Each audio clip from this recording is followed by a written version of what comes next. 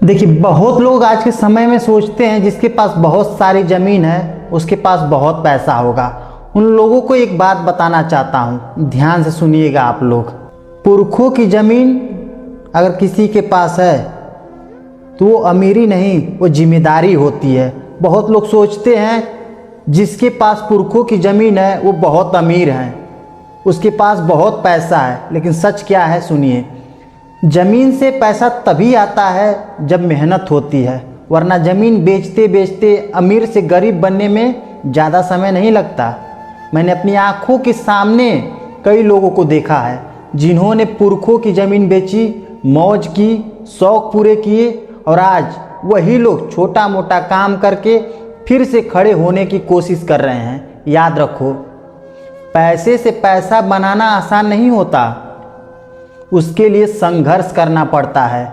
अगर मेरे बाबा ने ज़मीन बचाई तो उन्होंने मेहनत किया और उसमें ज़मीन जोड़ने का काम भी किया, तो वो क्या बैठे रहे? मेहनत किए तब तो बढ़ाया उन्होंने। अगर मेरे पिता ये सोच लेते कि ज़मीन तो बहुत है, इसी से काम चल जाएगा, तो क्या हम आज यहाँ होते? कभी नहीं। उन्होंने भी संघर्ष किया, अपनी मेहनत से गाड़ी ली, ज़मीन बढ़ाई, परिवार को जोड़े रखा और नया व्यवसाय खड़ा करने का काम किया। आज हम भाई मिलकर उसे चला रहे हैं। और हम भी सोच लेते ज़मीन है, पैसा है, हमें क्या करना है, तो हम भी वहीं के वहीं रह जाते।